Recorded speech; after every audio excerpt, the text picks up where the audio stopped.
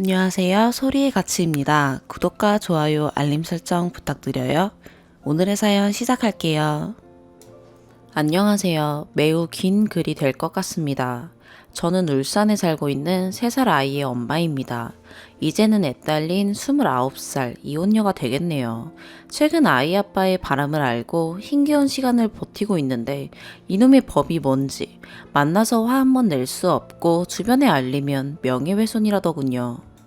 나는 남편을 잃고 내 딸은 아빠를 잃고 가족이라는 울타리가 깨졌는데 두 년놈만 행복해도 되는 건지 너무너무 억울하고 슬픈 마음이 들어서 이렇게 익명의 힘을 빌려서라도 답답한 마음 풀어보고 위로도 받고 싶고 함께 두 년놈들 저주 좀 해주십사 하는 마음에 글을 씁니다. 제가 21살 때 만나서 벌써 29살이네요. 신랑은 23살 때 만나서 31살입니다. 처음 만날 때 저는 S통신사 대리점 직원이었고 함께 개인 가게를 차리겠다고, 신랑은 L통신사 영업사원으로 입사해서 둘이 열심히 배워서 개인 판매점을 차렸습니다. 1개에서 2개, 또 3개. 원래 전상 직원이었던 저는 개통, 정산, 사무 업무를, 신랑은 판매, 영업을 했습니다. 그러다 통신사 영업정지에 단통법에 힘든 시기가 왔고 신랑은 친구가 하던 사업을 함께 하게 되었습니다. 저 또한 함께 출근하며 격리, 회계, 총무, 입주자 카페 홍보 일을, 신랑은 줄눈 시공 영업을 했습니다. 그러다 저는 임신을 했고 임신 7개월까지 신랑 일을 도왔습니다. 그리고 출산하고 6개월 만에 딸아이는 엄마한테 맡기고 다시 출근했습니다. 아이가 돌이 지나고 얼마 안 돼서 엄마가 돌아가시고 갓 돌된 아기를 어린이집에 보내고 신랑 일을 돕겠다고 또 함께 일했습니다. 그때는 아무것도 없던 우리가 핸드폰 가게를 하고 사업을 함께하며 고생하며 일구어가는 기쁨에 힘든 것도 몰랐습니다. 우리 세 식구 함께 할 미래가 너무 아름다울 거라 생각했거든요. 최근에는 친구와 함께 하던 사업도 인수하고 나름 외제차도 타고 다니며 자리를 잡아가고 있었습니다. 그러다 연초쯤 좋은 기회가 생겼다며 동생에게 사업을 넘겨주고 개발 사업으로 법인을 차렸습니다. 초기에는 저도 돕는다고 함께 출근했습니다. 근데 생각보다 잘 되지 않더군요. 4월 좀 지나서부터는 본인은 열심히 뛰어다닌다고 애쓰고 있다며 매번 출장에 외박에 접대가 잦아지기 시작했습니다. 그러다 5월이 지나니 1일 2주에 한두 번도 겨우 집에 들어오기 힘들더군요. 매번 무슨 미팅, 무슨 출장, 전에는 항상 모든 일에 함께 상의하던 사람이 독단적으로 진행하고 움직이기 시작하더군요. 계속되는 독박 육아에 잔소리도 많이 했고, 당연히 부부간의 다툼도 많아졌고, 언쟁도 많이 오고 갔습니다. 그럴 때마다 처자식 먹여 살리느라 열심히 하고 있다고, 좀만 기다려달라고, 열심히 하느라 그렇다고 하더군요. 네, 또 바보같이 믿었습니다. 그러다 7월 초에 어떤 여자에게 새벽에 온 인스타 메시지에 설마 하는 생각이 들었습니다. 평소 잘 보지 않아서 몰랐는데 푸는 거 귀찮다고 안 잠그는 사람이 패턴이 잠겨 있더군요. 여자는 오감이 아니라 육감이라고 하죠. 본능적인 촉이라고 할까요? 이상한 생각이 들어서 패턴을 풀려고 했더니 아무리 애를 써도 안 풀리더군요. 몇 시간을 붙잡고 씨름했더니 자꾸 몇 분 뒤, 몇 시간 뒤에 시도하라고 해서 포기하고 혹시 차에 뭐가 있을까 하고 차에 내려갔습니다. 별다른 건 없었는데 그냥 차가 참 깨끗하더군요. 그래서 내가 괜한 오해를 했나 하고 올라가려고 하는데 반짝거리는 블랙박스 불빛이 저를 부르더군요. 그래서 블랙박스를 돌려보려니 실시간은 너무 많아서 이벤트라고 급커브나 방지턱 넘을 때 충격으로 인식하고 찍히는 영상을 20개 정도 봤습니다. 거기서 그 여자와 부산 놀러가는 중에 찍힌 거, 울산 오는 길에 찍힌 거, 그리고 그 여자 내려주고 천연덕스럽게 저한테 전화해서 거짓말하는 거 등 둘이 여보 자기 첫사랑하며 통화하는 거 등 많은 것들이 찍혀있더군요. 하필 그날이 월초더군요. 신랑은 지사장 미팅이 있다며 나간 날이었습니다. 알고 보니 접대한다고 통장에서 90만 원을 찾아서 그 여자를 태우고 부산 가서 좋은 거 먹고 히히낙낙거리고 좋은 호텔 잡아서 즐거운 시간 보내고 저는 마감해야 하는데 애가 안 자서 새벽에 겨우 재우고 4시까지 마감한 날이더군요. 다음날 낮에 울산 와서 그 여자랑 점심 먹고 내려주고 저한테 전화해서 어제 접대 잘하고 지사 미팅 이제 끝났다고 밥 챙겨 먹었냐고 하던 영상을 봤습니다. 손이 부들부들 떨리고 눈물이 나서 아무것도 못하겠더군요. 그렇게 알게 됐습니다. 이제 와서 알고 보니 외박이 잦아지기 시작할 때 타지에 간 것도 아니고 그 여자 집에서 두 집 살림을 하다시피 했네요. 아무 생각도 안 났습니다. 묻지도 따지지도 않고 아이도 신랑 보고 키우고 알아서 다 하라고 이혼하자 했습니다. 저는 애 때문이라도 싹싹 빌 줄 알았습니다. 근데 너무 순순히 알겠다고 하더니 또 다시 생각해보면 안 되냐, 잘못했다 하더군요. 겨우 하루 고해성사에 풀릴 리는 없었고 싫다고 정리하자 했더니 나가서 며칠을 안 들어왔습니다. 그러다가 하자는 대로 하겠다고 그 여자가 제 딸을 키우겠다고 했답니다. 어이가 없어서 말문이 막히더군요. 그러고선 친정 오빠랑 상의하기 위해 며칠 대구에 갔다 왔습니다. 알고 보니 저 없는 며칠 동안 우리 딸을 그 여자 집에 데려가서 재우고 먹였더군요. 신랑이 출근하고 그 여자가 애 잘 있다고 보여주려고 제 딸 패드로 찍은 동영상을 우연히 보고 알았습니다. 동영상에서 자기 보고 엄마라 칭하는 그 여자를 봤습니다. 그걸 보니 온 몸이 부들부들 떨려서 내 새끼한테 이건 아닌 것 같아서 다 내려놓고 딸만 보고 참고 살아야지 하고 신랑한테 정리하고 오라고 했습니다. 그래도 나는 그 여자 용서 안 되니까 그 여자 정보 들고 들어오라고 기회를 줬습니다. 그래도 생각이 있었는지 정리했다며 들어왔더군요. 전화번호 주고 분 풀리는 대로 알아서 하라며 카톡이나 정보는 다 지웠는데 내가 원한다니 의외로 순순히 복구하라며 패턴 풀어서 폰을 넘겨주더군요. 그래서 복구했습니다. 녹음된 통화 내용도 들었습니다. 카톡 대화 내용을 보니 그 여자가 하는 일로 건전바에서 일을 하니 많이 2차 나가는 거 아니니 채무 정리는 어떻게 하니 둘이 싸우고 들어왔더군요. 신랑이 미쳐서 돈도 퍼다가 줬더군요. 들어보니 상간녀가 82년생이랍니다. 신랑은 엄마 같은 여자가 필요했는지 나이도 많더군요. 저랑 빨리 서류 정리하고 낮에는 플로리스트, 밤에는 술집에서 일하는 상간녀랑 둘이 살림 차릴 거라고 기대에 부풀어 들뜬 통화 녹음도 듣고 프로포즈 검색한 것도 다 봤습니다. 화가 치밀어도 소리 한번 지르고 참았습니다. 그래도 뭐 싸웠든 뭐든 정리했다니 믿어주려고 했습니다. 우리 딸한테 아빠를 지켜주고 싶었거든요. 힘들겠지만 내가 참고 시간이 지나면 잊어지겠지라고 생각했습니다. 그런데 새벽에 업무폰으로 30개가 넘는 카톡이 왔습니다. 신랑은 핸드폰이 2개입니다. 하나는 개인폰, 하나는 업무폰. 제가 개인폰은 봤는데 업무폰은 안 봤습니다. 카톡이 많이 오니까 이상하게 보고 싶어서 열어봤더니 그 여자가 술 먹고 징징대는 톡이었습니다. 뭐 헤어지자 했지만 그 여자는 정리가 안 돼서 매달릴 수 있습니다. 근데 업무폰에 김 사장으로 저장되어 있더군요. 신랑은 정리를 한 게 아니라 싸우고 들어와서 이 위기를 모면하고 그 여자를 김 사장이라 저장해놓고 연락하며 저를 또 한 번 속이려고 한 거였습니다. 신랑한테 폰 던져주며 나보다 그 여자랑 화해하는 게 빠를 것 같으니 화해하러 가랬습니다. 몇 번 물어보고 재차 확인하더니 화해하러 가더군요.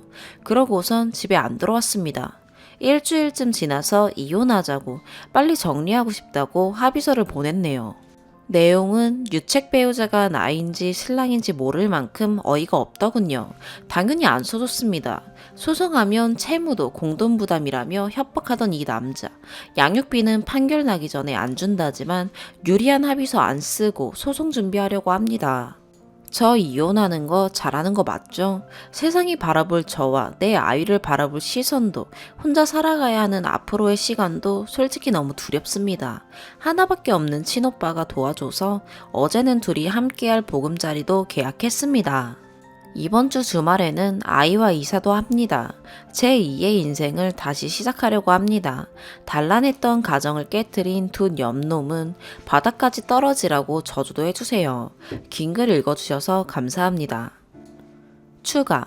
안녕하세요. 2년 전 쓴 글에 많은 분들이 함께 남겨주신 댓글들이 큰 위로가 되고 방안이 되어 큰 힘이 되었습니다. 늦었지만 진심으로 감사드립니다.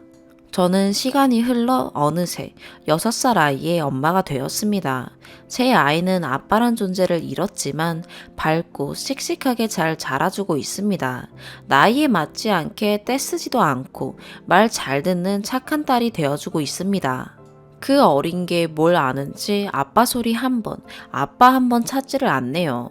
괜히 저 때문에 애어른이 된 것 같아서 속상할 때도 많지만 그런 아빠보단 어쩌면 차라리 없는 편이 낫지 않을까 위로하며 살고 있습니다.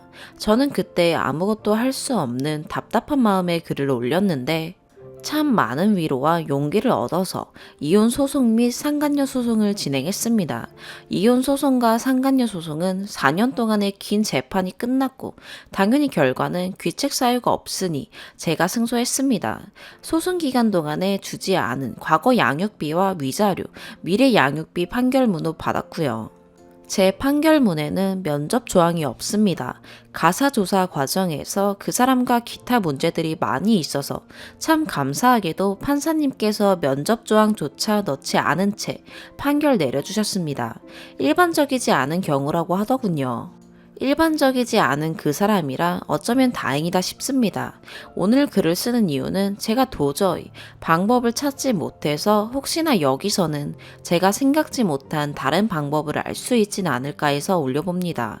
판결문을 받았으니 위자료도 양육비도 다 잘 받고 그냥 그렇게 끝났으면 참 좋았을 텐데. 아이러니하게도 저는 위자료도 양육비도 다 받지 못하고 있습니다. 첫 판결이 난 3월에 연락해서 돈이 없어 아이 유치원을 보내고 싶은데 못 보낸다 했더니 겨우 2달 양육비만 받았습니다. 그 이후엔 연락 두절로 받지 못하고 있습니다. 우리나라 법이 판결문만 주면 끝인 줄 알았더라면 없는 돈에 빚까지 내가며 변호사를 사서 소송하지 않았을 겁니다. 전 남편은 지금부터 그 사람으로 칭하겠습니다. 그리고 그 사람과 상간녀는 헤어졌답니다. 둘이 죽고 못 살아 한 가정을 파탄내고 아내의 자식까지 버리더니 고작 그 정도였나 봅니다. 그리고 그 사람은 같은 계통의 사업하는 여자를 만나 잘 먹고 잘 산다고 하네요. 판결문으로 초본을 확인해 보니 그 사람은 이사 후에 주소를 옮기지 않아서 거주지 불명자로 운영하던 법인 회사는 공동대표에서 단일 대표로 변경되어 있었으며 상간녀는 초본 확인 후 보증금 압류를 주인에게 통보했더니 이미 이사 갔다고 하고 상간녀가 운영하던 꽃집도 보증금을 월세로 다 까먹고 계약이 만기됐다고 하더군요. 그렇게 아무것도 못한 채 어영부영 벌써 시간이 흘러 1년이 다 돼갑니다. 일단 그 사람이 운영하던 회사는 이제 더 번창해서 인테리어의 주관사까지 하네요. 잘 먹고 잘 사나 봅니다. 최근에 블로그 보니 창업주를 모집한다네요. 나는 지 때문에 진 빚 갚느라 허덕이다 신용 다 터져서 이제는 신용불량자의 워크아웃 사유 만드느라 회사도 그만두고 겨우 승인받아서 8년 동안 빚만 갚아야 하는데 빚 청산하고 나면 저는 40이겠네요. 하소연은 이쯤 해둘게요. 우리나라 법은 판결문만 주면 땡, 받는 건 각자 알아서 받아라 하네요. 양육비 못 받으면 신청할 수 있는 양육비 이행관리원이란 곳이 있더군요. 무슨 방법이라도 있지 않을까 해서 정말 백방으로 알아봤습니다. 그런데 그마저도 치 이름으로 된 통장이나 부동산 재산급여 아니면 불가능하다네요. 우리나라의 양육비 미지급 아동이 100만 명이라고 합니다. 모르는 사람들은 돈 몇 푼 안 되는 거 그거 없다고 죽나라고 할지도 모르겠습니다. 근데 참 아이러니하게 그 몇 푼 안 되는 돈이 참 절실한 사람도 있습니다. 법을 개정한다, 입법부의 신규 법안이 계류 중이다 라고만 하며 시간만 끌고 있습니다. 우리나라도 해외 선진국처럼 법안이 마련되면 좀 나아지지 않을까요? 물론 그냥 제 작은 희망사항입니다. 다름이 아니라 제가 우연히 오늘 그 사람이 대표자 변경해서 운영 중인 사업체는 주소를 알았습니다. 신문기사나 블로그, 기타 등등 자료들에는 여전히 그 사람이 대표라는 증거들이 가득합니다. 실질 경영자이자 운영인으로 명함은 박이사라고 되어 있다고 들었습니다. 계좌도 법인 계좌는 4대 보험 체납으로 압류되어 같이 운영하는 친구와 차명으로 쓰는 것 같습니다. 혹시 제가 할 수 있는 추가 방안들이 없을까 해서 도움을 좀 얻고자 이렇게 글을 올립니다. 위로의 말씀도 좋고 채찍의 말씀도 좋고 새로운 방안도 좋고 뭐든 좋습니다. 그 어떤 말이든 저는 용기와 위로가 될 것 같습니다.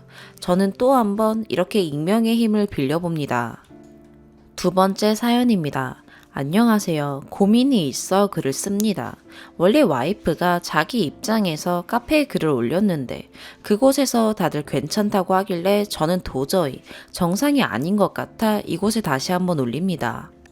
와이프와 상의하고 여기에서도 괜찮다고 하면 앞으로 이상한 사람 취급 안 하기로 했으니 한마디씩 부탁드립니다.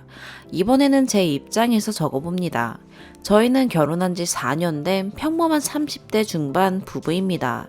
와이프와는 연애를 5년 정도 했어요. 그때도 입술 화장에 집착하긴 했었습니다. 예를 들면 밥을 먹다가 입술이 지워지면 어디든 가리지 않고 거울을 꺼내 입술을 발랐고 저와 입맞춤을 한 뒤에도 바로 거울을 꺼내 입술을 발랐습니다. 그때는 그냥 나한테 잘 보이려고 노력하는구나 하면서 예쁘게 봤었는데 점점 도가 지나치는 것 같습니다. 결혼 후에도 피부 화장은 안 해도 집에서 입술 화장은 꼭 하고 있었습니다. 립스틱이 아니라 틴트라고 입술에 착색되는 화장품을 바릅니다. 자다 깨건 새벽에 들어오건 언제나 입술이 빨간 채로 있습니다. 제가 누나가 2명이라 집에서는 괜찮다. 나는 누나들이 집에서 화장 지운 모습을 하도 많이 봐서 너 눈썹이 한쪽 없어도 이해할 테니 집에서는 편하게 있어라. 그리고 입술에 안 좋을 것 같다. 이렇게 얘기를 하는데 고쳐지질 않습니다. 24시간 집에서 물을 마실 때도 컵에 립스틱이 다 묻어 있고 손도 항상 화장하면서 묻은 화장품으로 빨갛습니다. 임신했을 때도 립밤 같은 순한 화장품을 사준 적이 있는데 자기가 쓰는 틴트는 독한 게 아니라며 립밤은 자주 지워져서 싫다고 끝끝내 고집을 부려 이용까지 갈 뻔한 적이 있습니다. 결국 제가 졌어요. 아이 낳고도 화장할 시간은 없어도 입술 바를 시간은 있다며 입술이 빨개져서는 아기한테 뽀뽀를 해서 볼에 살짝 묻은 화장품 자국이 안 지워진 적도 있습니다. 보자마자 바로 닦아냈는데도 남아있더라고요. 시댁 가서 잘 때도 저희 부모님이나 누나들이 왜 립스틱을 안 지우는지 이상하게 생각합니다. 저는 정말 이게 뭔가 불안해서든 뭐든 약간 강박증 비슷한 정신병 같습니다. 와이프는 자기 주위 사람들도 화장은 안 해도 입술 화장은 한다고 저보고 여자를 모른다고 하는데 누나들한테 물어보면 괜히 제가 화장까지 참견하는 남자로 보일까봐 익명으로 이곳에 여쭤봅니다. 제가 너무 예민한 거라면 저한테 욕을 해주시고 와이프가 고쳐야 할 게 있다면 알려주세요. 그럼 이제부터 상관하지 않겠습니다. 감사합니다. 추가. 며칠 전에 신랑이 이곳에 빨간 입술 와이프라는 글을 올렸었는데 혹시 기억하시나요? 신랑이 오늘 답변 올라온 거 한번 보라고 링크 보내줘서 읽어보고 어이가 없어서 글을 써봅니다. 제 글을 읽어보시고도 제가 정신병이라고 생각하신다면 정말 전신과 치료라도 받으러 갈 거예요. 틴트는 중학교 때부터 바르기 시작했어요. 그때는 비싼 걸 못 쓰니까 문방구에서 파는 것도 써보고 에뛰드 뭐 이런 중저가만 썼어요. 그래서 그런지 20대부터는 입술색도 없어지고 틴트가 없으면 어딜 못 가겠더라고요. 리플에 보니까 어떤 분이 남기셨는데 저도 틴트 안 가져나가면 밖에서 살 정도로 틴트에 집착했어요. 남편과 연애할 때는 남편이 썼듯이 남편한테 예뻐 보이고 싶어서 발랐어요. 긴 연애 동안에도 권태기 한 번 없었고 남편을 많이 사랑했고 항상 예쁜 사람으로 보이고 싶어서 그랬습니다. 어른들 앞에서 바른다는 건 정말 피치 못할 사정일 때만 그랬고요. 대놓고 바른 것도 아니고 고개를 뒤로 돌리고 바르거나 했습니다. 틴트 못 바를 때는 입술을 깨문다든지 입을 손으로 가린다든지 자신감이 없어지는 것 같았어요. 결혼하고 신랑이 지방으로 발령받게 되었어요. 그래서 사는 곳과 기차 타고 2시간 정도 되는 거리로 따라서 신혼집 먹고 이사하게 되었어요. 저는 전문직이라서 이사하고 나서 천천히 그쪽에서 일 찾아보자 하고 따라왔는데 결혼하고 얼마 지나지 않아 아기가 생긴 걸 알게 돼서 일은 시작도 못하고 그때부터 전업이 되었어요. 아는 사람도 없고 친정도 멀고 하루 종일 신랑만 기다리고 하는 생활이 시작됐어요. 남편은 일이 끝나면 보통 7시에서 8시 정도 되는데 거의 일주일에 3번 정도 직장 동료들과 술을 마시고 들어왔어요. 임신 기간부터 출산 후에도 계속 저런 식으로 집에 들어와서 남편만 바라보고 있던 저는 우울증에 걸렸습니다. 내가 이렇게 하면 남편이 일찍 와줄까 하면서 집에서 꾸미고 있고 남편이 연애할 때 좋아했던 행동들이나 입술색을 발라보기도 하고 집에서 바른 건 그때부터였던 것 같네요. 남편은 한 달에 많게는 5번에서 6번 정도 외박을 했어요. 어디서 잠들었다. 어떤 날은 와이셔츠에 긴 머리카락을 붙여오기도 했어요. 가끔 카톡에 친구 목록 새로 고침해보면 2글자로 된 여자 이름, 예를 들면 미나, 뭐 이런 식으로 뜨는 여자들도 있었고, 다음에 보면 목록에 그 여자 이름은 없어져 있어요. 그때부터 남편한테도 집착하게 됐어요. 남편은 아니라고는 하는데 믿음이 없어지기 시작했고요. 회식이라고 해놓고 그 시간에 친한 동료 3명이서 먹은 거 계산한 영수증 들켜서 싸운 적도 있네요. 그리고 남편은 기억 못하는 것 같은데 신혼 초에 제가 샤워하고 나와서 남편과 마주친 적이 있는데 남편이 입술이 왜 이렇게 하얘? 라고 한 적이 있습니다. 내 입술이 이상한가? 하고 남편이 집에 안 들어오는 게 꼭 내가 못생겨져서 그런 것 같고 연애 때와 달리 화장을 안 하고 있어서 그런 것 같기도 하고 집에서 피부 화장까지 하고 있으면 귀찮아서 입술만 바르게 된 거예요. 1년 전쯤부터는 아예 틴트 바르는 것만 봐도 짜증을 내고 부부관계는 임신하고부터 남편이 거부해서 지금까지 안 하고 있습니다. 아이 볼에 자국 남은 것 때문에 질타하시는 분들이 많은데 그게 뽀뽀해서 그런 게 아니라 입술 잠깐 바르는 사이에 아이가 의자에서 떨어지려고 해서 잡다가 볼에 살짝 묻은 거였어요. 저도 놀랐었고 남편한테 사정을 아무리 설명해도 너 입술 바르다 그런 거잖아. 괜히 나한테 혼날까봐 그렇게 둘러대지 마 하면서 믿을 생각도 안 하더라고요. 맘카페에 글 올린 건 맞는데 거기에는 창피해서 그냥 틴트를 심하게 바르는 건가요? 정도로만 썼어요. 남편에 관한 얘기는 일체 쓰지 않았고요. 남편과 틴트 바르는 일로 싸우다 터진 게 너 이 정도면 정신병이다. 이제 네 친정이 아니라 내가 가족으로 되어 있기 때문에 내가 너 정신병원에 전화하면 내 동의 없이는 못 나온다. 이런 식으로 협박도 해서 정말 안 되겠어서 친정 간 적도 있네요. 그리고 그 일은 사과 없이 얼렁뚱땅 넘어갔어요.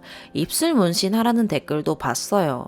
주위에 한 사람이 있는데 얼마 안 가서 입 주위에만 남고 가장자리 부분은 색이 빠지고 얼룩덜룩해서 이상하더라고요.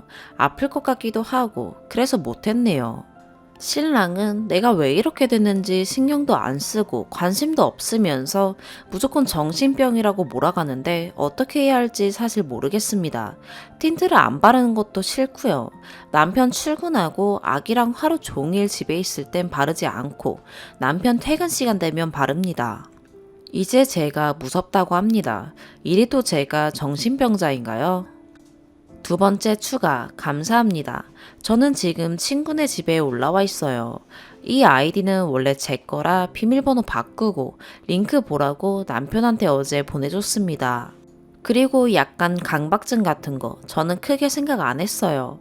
그리고 정신과 가서 상담받으면 기록 남는 걸로 알려져 있는데 혹시 나중에 그 기록 때문에 제가 불리할까봐 가지는 못할 것 같습니다. 조언해주고 이상한 사람 아니라고 말해주셔서 감사합니다. 나중에 후기를 올리게 될지는 잘 모르겠어요. 일단 생각보다 심각한 문제인 것 같아서 친구에게 털어놨어요. 친구는 댓글 반응과 같은 반응이고요. 그리고 외도 의심은 딱히 증거가 없어서 어떻게 못하고 있어요. 카드 쓴 내역은 집으로 안 오고 온라인으로 받으니 제가 못 보고 블랙박스는 아무것도 없어요. 그리고 카톡에 2글자 이름 뜨는 건 이름만 뜨고 대화한 기록은 없어요. 이걸 성매매라고 하기엔 증거가 없네요. 그동안 왜 혼자 끙끙 앓았는지 모르겠어요. 장녀라 부모님 실망하실까봐 아직 친정에는 얘기 못하겠어요. 최선의 방법으로 잘 해결하도록 하겠습니다. 다시 한번 감사드려요. 세 번째 사연입니다. 내년 결혼 준비하면서 글 많이 읽었는데 제가 글을 다 쓰네요. 아빠는 짜장면을 정말 좋아하세요. 세상에서 제일 맛있는 음식이 짜장면이에요. 지난주 일요일에 아빠, 엄마, 저, 오빠, 새언니, 조카 이렇게 짜장면 배달 시켜 먹는데 저는 방 안에서 게임하느라 정확한 상황을 잘 몰랐고 아빠가 화내시는 것만 보고 엄마한테 뒤늦게 얘기 들었어요. 배달 음식 오면 신나니까 애들이 먼저 현관으로 뛰어나가잖아요. 아빠도 짜장면이라 신나셔서 같이 현관으로 나가시고 음식 받는데 배달하시는 분이 안녕하세요 인사를 해도 조카가 멀뚱, 맛있게 드세요 해도 멀뚱, 가만히 있어서 아빠가 새언니랑 오빠한테 애를 어떻게 가르치냐고 인사하는 거 안 가르치냐고 한마디 하셨는데 새언니가 여러 번 볼 사람도 아니고 그냥 배달일 하는 사람이 인사하는 건데 짜장면 값에 배달 요금도 다 포함되는 거라 별로 고맙지 않다. 그런 식으로 얘기했나 봐요. 큰아버지가 젊을 때 힘들게 일하셨고 노동운동 하시다가 완전히 무죄 판결 받고 온 가족, 특히 할머니가 엄청 우셨다는 얘기 들은 적이 있어서 그런가 그냥 안 넘어가겠다 그런 느낌이 순간적으로 받았어요. 아빠가 돈 좀 벌고 살만하다 싶으니 사람이 사람으로 안 보이냐. 짜장면 값에 배달 요금이 포함되어 있어도 배달일 하겠다고 나서는 사람 없으면 집에서 짜장면 못 먹는 거고 불어터진 짜장면 먹는 거다 하시면서 침착하게 말씀하셨어요. 그리고 이어서 지금 같은 시절에 집 한 칸 못 구해서 난리인데 너희는 결혼하고 시작할 때부터 집이 있으니 좋더냐. 그거 내 집이고 그 집 없었으면 너희는 지금처럼 여유 있게 못 살았을 거다. 지금부터 집 가지고 시작해 버는 거에 비해 돈 좀 모으고 통장에 숫자 커지니 사람이 웃음냐 라고 얘기하셨어요. 짜장면이 입으로 들어가는지 코로 들어가는지 숨도 못 쉬고 짜장면 반도 못 먹고 세트로 온 탕수육도 먹고 싶었는데 분위기상 손도 못 뻗고 그러다가 오늘 아빠가 폭탄 선언을 하셨어요. 오빠한테 집 내놨으니 이사 가라고요. 조카 초등학교 들어가기 전에 이사 가면 지금 오빠 사는 집, 판 돈 다 줄 테니 오빠랑 새언니가 모은 돈 합쳐서 큰 아파트로 이사 가라고 하셨거든요. 집 판 돈이고 뭐고 없고 그냥 나가라고 부동산에 최대한 빨리 나갈 수 있게 복비도 넉넉히 주겠다고 얘기하고 오셨대요. 참고로 오빠가 사는 집은 아빠 명의예요. 아까 저녁에 아빠 퇴근하시고 오시면서 혼자 결정하시고 부동산 들렸다 오셨는데 그러고는 오빠한테 전화 걸어 통보하셨어요. 그리고 엄마랑 저한테 얘기하시고 내일 오빠랑 새언니 온다는데 이렇게까지 아빠가 화내시고 갑자기 큰 결정을 하실 줄은 몰랐어요. 오빠랑 카톡 했는데 모은 돈 별로 없다고 하는데 어떻게 하냐고. 오빠도 걱정이고요. 추가.